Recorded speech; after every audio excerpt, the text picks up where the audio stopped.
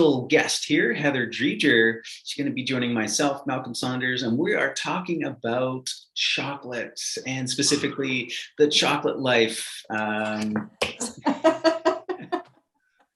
Yeah, Heather, you've marked quite a few pages there. Sure have. Totally. So Heather and I have known each other for a long time, and she's equals my passion for chocolate. And she's been also her home chocolate maker, whipping up all kinds of wonderful, delicious concoctions and creations. She's also the author of Living Joy, of which I had the pleasure to contribute to her book. Wrote a little section all about chocolate way back when I first started writing about chocolate, intending to have my own book. And here we are multiple years later. It's finally out in 2022, Chocolate Life, The Alchemy of Cacao for Flavor, Function, Feeling. And maybe so this is just going to be a conversation. We're just going to hang out. We're just going to chat. Heather will ask me some stuff. I'll ask her some stuff. And we'll just kind of dive into this topic for all of you who love cacao, who love chocolate, who want to learn more and connect more deeply to it. This is the conversation to be a part of. And thanks again, Heather, for joining me. Oh, my pleasure. I remember when you sent me a copy of the book and you asked me to write a review, and I'm like, yes. And so we were on holidays actually. And so, yeah, I had the luxury of sitting down, reading it cover to cover, and even the recipes. And, there's like, okay, what's all those recipes from what those beautiful, delicious treasures are that you got at the Light Cellar. And so thank you. Thank you for giving me the opportunity to do a review of the book and share this with my health tribe. My very first class that I taught as a health coach was chocolate. Yeah, it's a good one, isn't it? I know it was sure to draw the crowd. And, my health coaching school had these pre-made workshops, that you could teach. I'm like, yeah, no. No way. I want the creativity. I did superfoods and chocolate. And I love to see the David's on the cover. Okay. David Wolf. Yeah. And then he wrote another review inside. And truly he's my inspiration. He's the foundation of understanding this is medicine. Mm-hmm. Totally. And, and his book, Naked Chocolate, that was cover to cover again. Like it was a deeper dive into the true essence of how sacred cacao is. Yeah, for sure. Yeah, 100% agree. He really definitely, opened up my eyes and my world deep into the world of chocolate. And you and I are on that similar kind of path. Not only, of course, as you mentioned, we teach, and get others engaged in the world of cacao, but we specifically use chocolate not only for, what it is unto itself, this sacred food, this medicine, but also this delivery system, right? For superfoods in an access point for people to get into the world of health, to upgrade their health, begin to incorporate new and different foods and herbs and flavors, which is why I kind of titled, the subtitle of the book is The Alchemy of Cacao, for flavor, for function, for feeling, because that's what it's all about. That's what, to me, the essence of what cacao offers. I love how authentic you were with your stories at the beginning, saying your whole life, and it was the candy bar, right? Is how you're getting the chocolate. And yeah, like you think of all the seasons, I'm like, Easter's coming up, and I'm like, how adulterated and what they've done to this sacred medicine, and how chocolate gets a bad rap. Yeah. It really does. Oh, yeah. It's my weakness is chocolate. I gotta quit chocolate. You haven't experienced chocolate. I mean, you've got that wheel in there with tasting. Mm-hmm. Right. Yeah. You even remember you said about there's more flavor and nuances in chocolate than there is in wine. I'm like, oh yeah. For sure.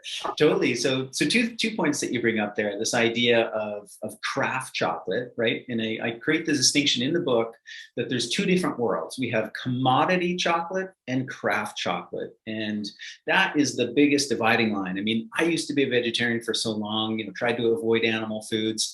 And then eventually I learned, there is that saying, it's not the cow, it's the how. right? So every single food can have these two different paradigms, right? Like commodity beef and craft beef, commodity cacao and craft cacao. And it's, you know, they're two completely different worlds from an energetic and nutritional standpoint, environmental, everything about them.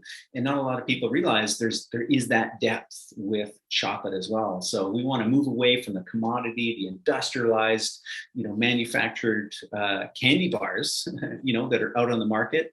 You know, hey, we all started there. That's where we kind of started our love, our passion for chocolate, but we can take it deeper. And yeah, within that realm of craft chocolate is, as you mentioned, this world of being the chocolate connoisseur. You know, when you connect to cacao in its pureness and its essence, yeah, there's a diversity of flavor. So 3 times more flavor compounds than wine. Yes. Unbelievable. That's because I really don't drink wine. Yeah, and from a nutritional perspective as well.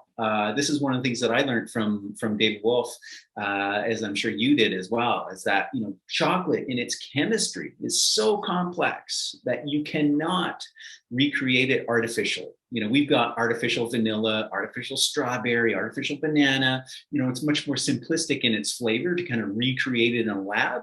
But cacao, you can't do it. And you know what? You talk about cocoa and cacao and the interchange of that. I tend to use the word cacao. Yeah. Like I really don't use the word chocolate. It's the essence of cacao. And so and people who know me kind of like, yeah, Heather, it's a cacao and I'm using cacao. And pretty soon they're like, okay, this is the distinction of sourcing and like honoring where it's come from. My bucket list was, and I knew you went to Ecuador. I'm like, oh, I want to see a cacao. So my bucket list was to go where it was in the jungle, natural cacao growing. And so when I was in Costa Rica for my menopause retreat in 2019, yes, and to do a ceremony. So thank you for including the ceremony. That the one in the book is a little different. The one in Costa Rica, for me to actually, for the first time, see a tree and actually hold that pod, that was so sacred to me. Mm-hmm. And then she takes it, the sacred being, right? It was yellow. And then, but just part of the ceremony, she takes it and she whacks it on the side of the balcony and does this. And I was just like, is that how it's done? I was just like shocked that's like, literally she whacked it on the side. And then I've got a picture. Like I've never seen or experienced cacao fruit.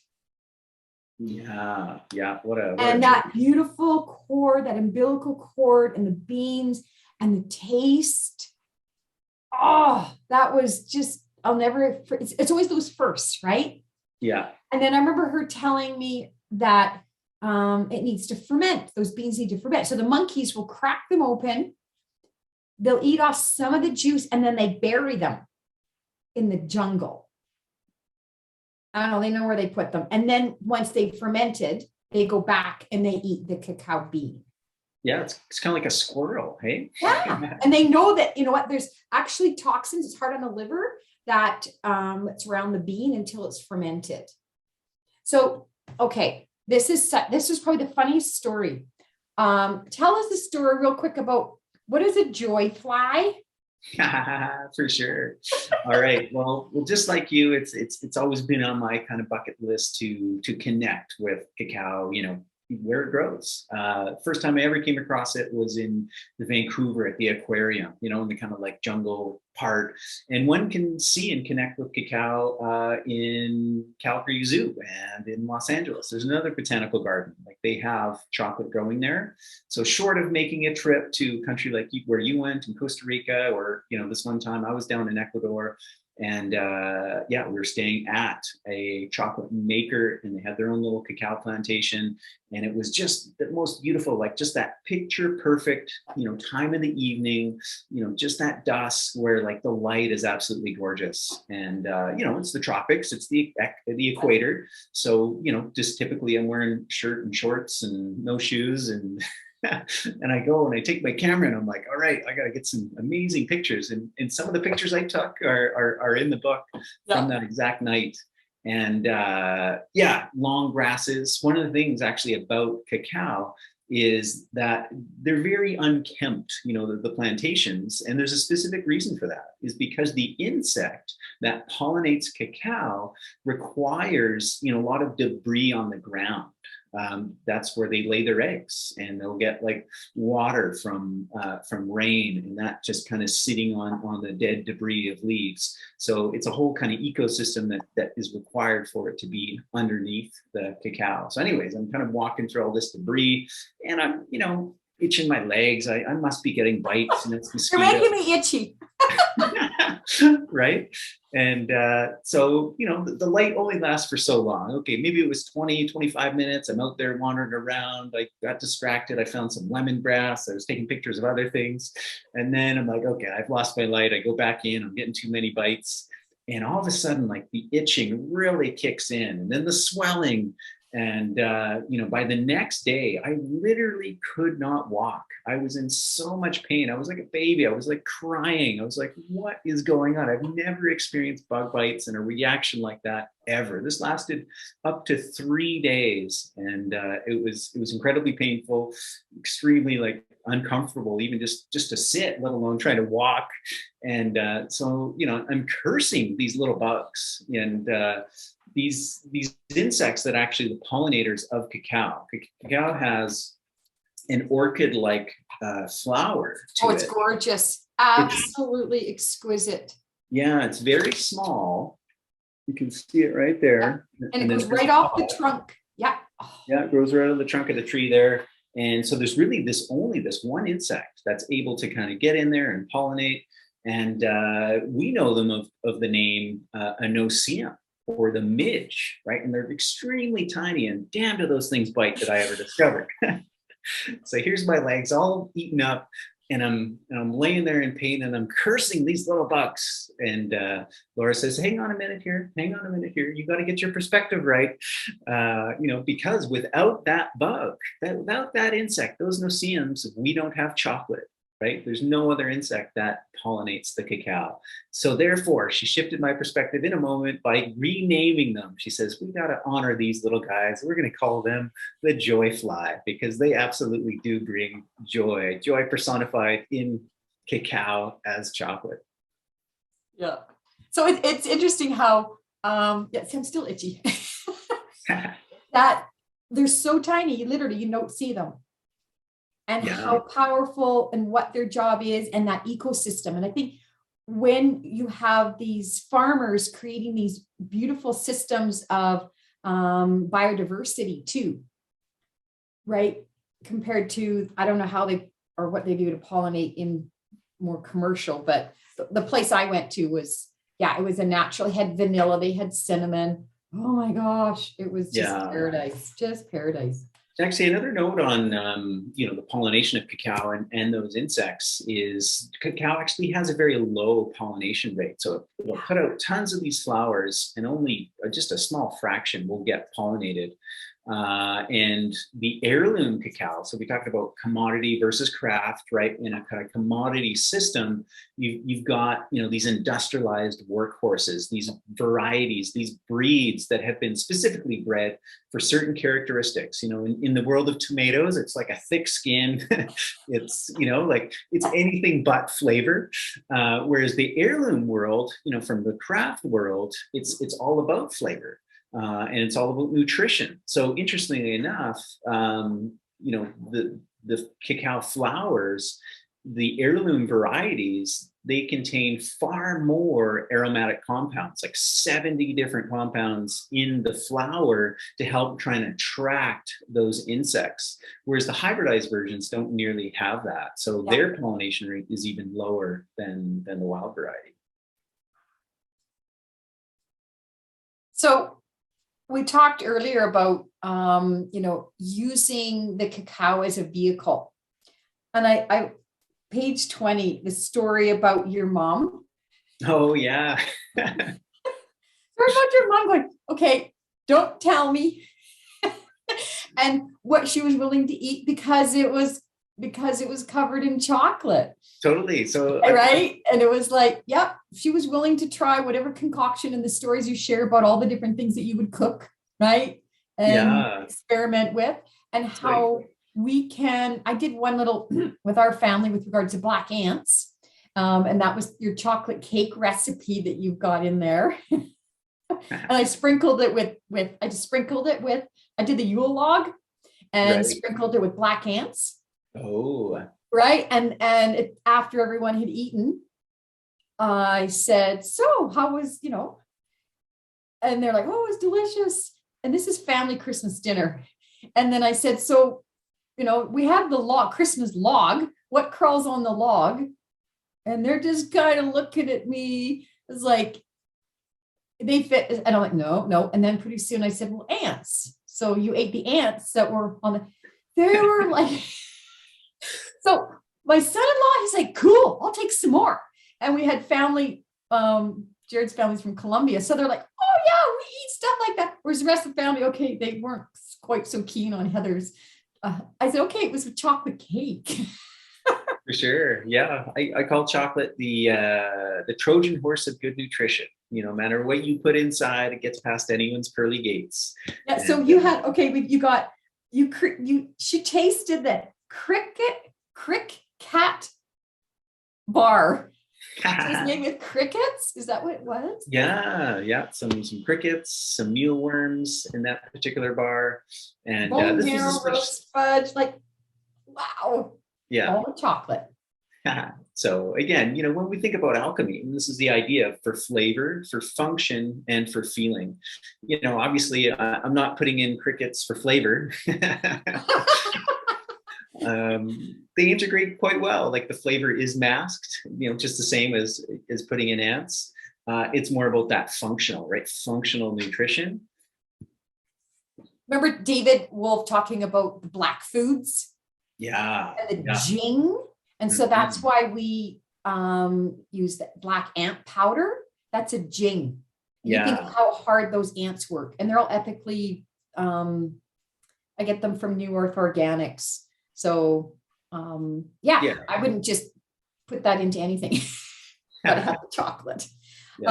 Okay, on page 26, when you were at an event and Terry Willard was talking, and what a mentor Terry Willard is for you and for myself, and how he talked about PEA.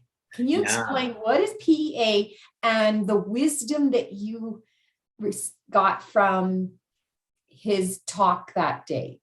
Totally. So Dr. Terry Willard, one of the great herbalists of the world, founder of the Wild Rose College, School of Natural Healing, formulator of who knows how many products. We've written numerous books, and great man of the forest and of herbs. And turns out he loves chocolate too. So here he was speaking at this kind of esteemed conference all about chocolate, the health benefits of which science just keeps discovering and going deeper and deeper into. And the kind of the buzzword of the day was this PEA, this phenethylamine, which is the love molecule, because we've always intuitively known that, right? It's why is every single celebration, anniversary, all these kind of seasonal themes keeps coming back to the heart and to love.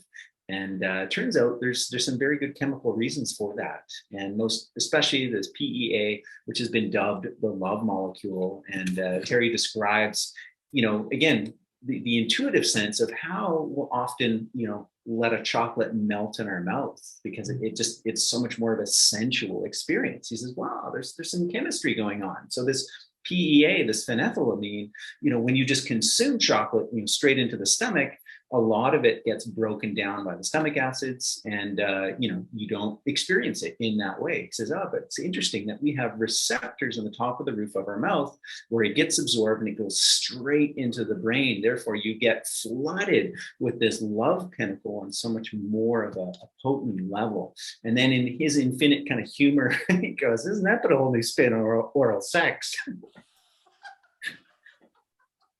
You didn't put that in the book. Letting the chocolate melt into your mouth. Yeah. Wow.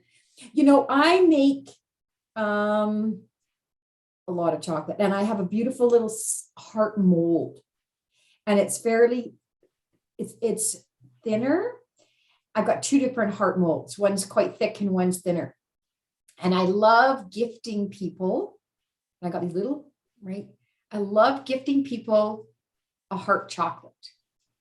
And before I give it to them, right, I'll say, all right, put it in your mouth, hold it on the roof, like hold it in your mouth, feel the sensation, be totally present with that experience. And it's interesting how they honor that. And they're like, thank you, because this is a gift. I lovingly made this chocolate for them, and how just giving them that little bit of, when you consume it, because it's not that big, but with this chocolate, you don't need much, right? Rather than just eating, and then right? Because it's all the other things that they put with it, just savoring that chocolate. Yeah. And it's such a love offering for me to give that chocolate. And I often, when I go places, I will, intentionally have some with me that I know, and I'll use some essential oils in some of them, but it's such a lovely love offering. Totally. It's just, it's why I put the section about chocolate tasting into the book. You might think, like, what? You put in a section on how to eat chocolate? Absolutely. Because most of us, we're used to kind of that, okay, let's just stuff it down, like let's eat chocolate. Whereas if we really kind of be present, we be mindful, and we taste it, it's a whole other experience. Yeah. Tim and I were talking about, man, it was probably 10 years ago, and we went to Fairmont, and there was a chocolate store. She didn't make the chocolates, but she brought different chocolates in from all over the world. And she did an incredible evening of chocolate tasting. Mm-hmm. And so that wheel with all of the different flavors. And I was at the Light Cellar not that long ago, and you've got some that are specifically from different parts of the world. Yeah. And how the notes, right, of truly, we tend to just, I kind of joke, you feel the whole, or do you feel the soul? Right. Yeah. I like that. That's great. And that chocolate just fills the soul when you're so present with it. Yeah. And, your bars, David's bars, just a small amount. For sure. Yeah. I mean, so you can, buy a bar that could be, $6, $7, even $15 or $20. And you can, believe it or not, you can make that last a week or even a month, dare I say, when consumed in this way. Yeah. So it's something new that we wanted to get into. I've long wanted to do what could be described as like origin chocolate making. We've been definitely doing maybe like functional, nutritional, medicinal mushroom, herbal delivery system chocolate. That's always been my thing. And then this year we just started getting into origin bean to bar, which is we're buying chocolate from different origins, sourcing it, again, heirloom, nice, super high quality. And then we're just making it all about the bean versus all about the ingredients in with the chocolate. So that's been a lot of fun. And so we did one that was Peru, origin, Honduras, and Vietnam. And every single one is a completely different flavor profile. And then next, the one I'm literally working on today, we're roasting one of the beans today, which is 3 different beans from Nicaragua. So it's actually the same country of origin, but they're different varietals. And so if we translate that over into the world of wine, we all know that they're, of course, right, the terroir. Is it a Malbec from Argentina, or is it, a Cab Sav or whatever? The origin and the variety plays a huge role in the flavor profile. So that's what we're doing with cacao, along with the medicinal mushroom chocolate. Beautiful. David's Sacred Chocolate was sort of the first that I really like. You could read the ingredients and how much of those superfoods and super herbs and those mushrooms and the elevation that you could experience of well-being by just that one bite. For sure. Yeah. Right. And now becoming more aware of that you're producing more of these different specific, beautiful bars that you can come into the shop and you always put a little something in there, I'm sure.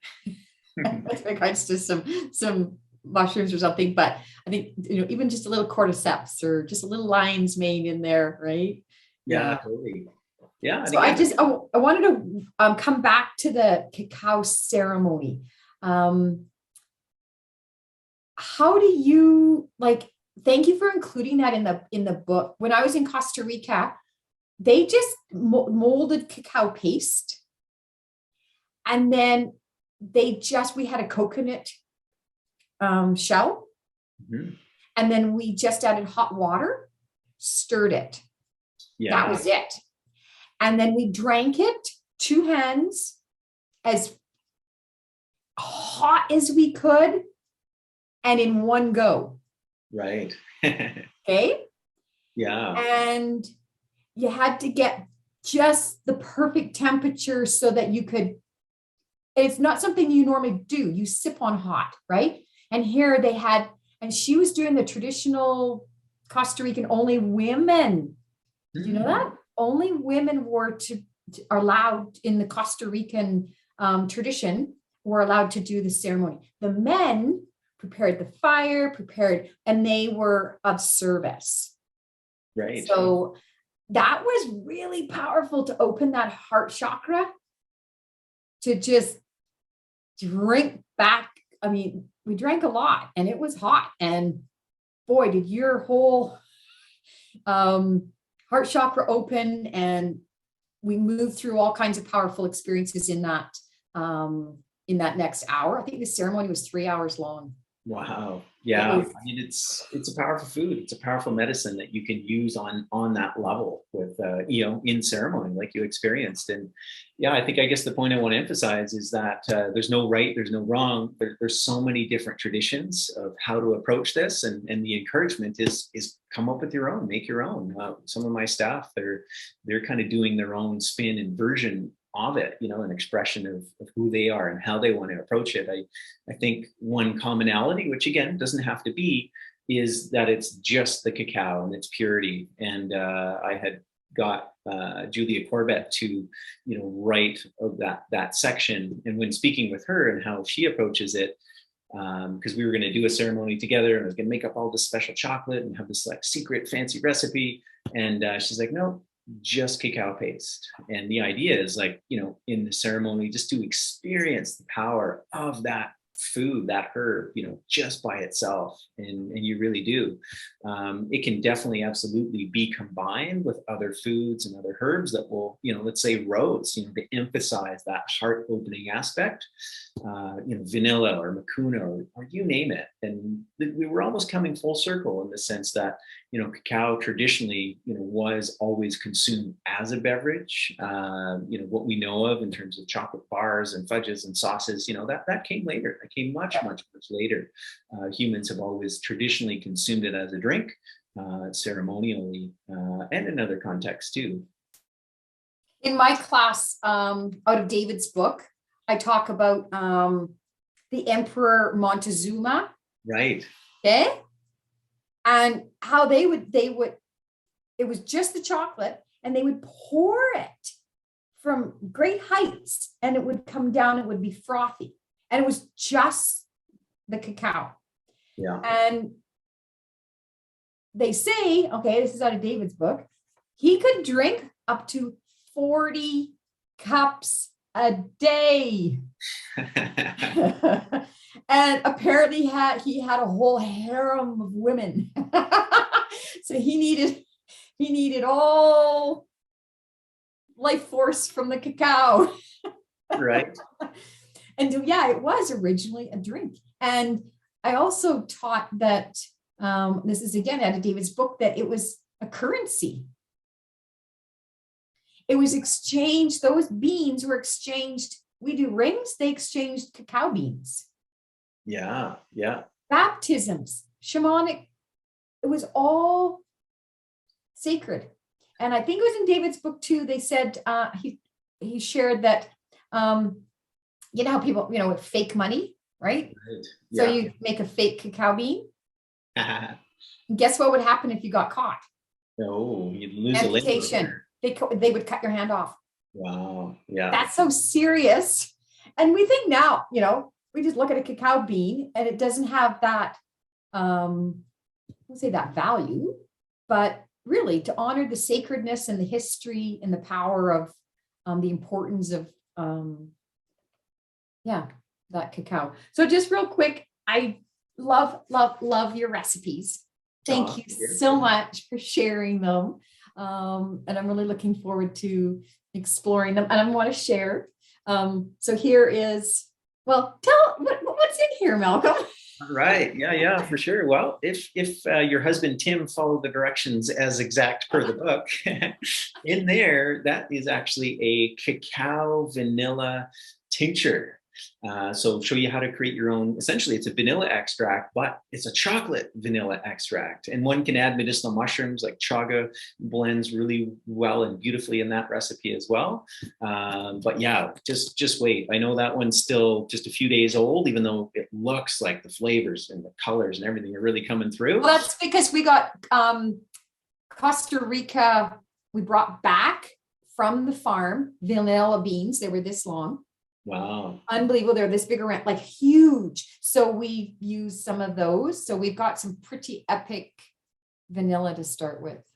Oh, that's going to be special. So yeah, now anytime it's your elixirs, you're baking, you want that chocolate vanilla extract, that essence, there you go. Not a lot of people know that they can easily make their own. So that's the kind of simplicity of that recipe. So just by you mentioning that, I think folks are getting a sense of, this isn't just about creating chocolate bars, although I'll show you how to make a dark milk, white, and most especially choose your own sweeteners, right? This is health food, made fun. And one of the biggest revelations about becoming my own chocolate maker was like, oh, I don't have to use white sugar, right? Like I can choose honey, I can choose maple syrup, I can choose, monk fruit, any of these things that, resonate more deeply. So learning how to create your own chocolate, be your own chocolate maker, chocolatier, and then it evolves into like sausage and fudges and mousses. And, there's even breakfast items and chocolate muffins and you name it, all the way to, this chocolate vanilla chaga extract. I remember you taking several of your chocolate classes over the years. And some of my favorite truffles, love your truffles. Yeah. And I'm glad you included it, is the Irish moss. And I love serving that mousse. And then I show people what they ate and they're like, what? And I went to Prince Edward Island and we went to an Irish moss museum. Oh, wow. No way. So I have a whole appreciation for that recipe and the nutrition of using seaweed for making chocolate mousse. Yeah, cool. Well, that's what it's all about. The alchemy of cacao for flavor, function, feeling, bringing all these wonderful foods and herbs from around the world into delicious chocolate creations. Yeah, well, thanks for being on the call with me here today, Heather. My pleasure. It was fun. Yeah, lots of fun. Super chatting with another chocolate enthusiast aficionado here. Thank you so much for asking me. And I'm looking forward to exploring more of the recipes and sharing with my health coaching tribe. All And right. Okay, right on. Well, Heather is tagged in this video. You want to connect more deeply with her, go to Heather's Health Coaching, and you can follow her on Facebook and Instagram. She's got her own website. Just give us that. heathershealthcoaching.com. All right, excellent. And if you're looking for a copy of the book, available exclusively through Lightseller, lightseller.ca, we've got the ebook as well as the soft cover version. So you can get that online, or if you're in the Calgary area, come on down to the shop and we have copies for you there. So, and I've got a few copies myself. That's great. Yeah. Good, right on. Okay, well, thanks a lot, Heather. All right, my pleasure.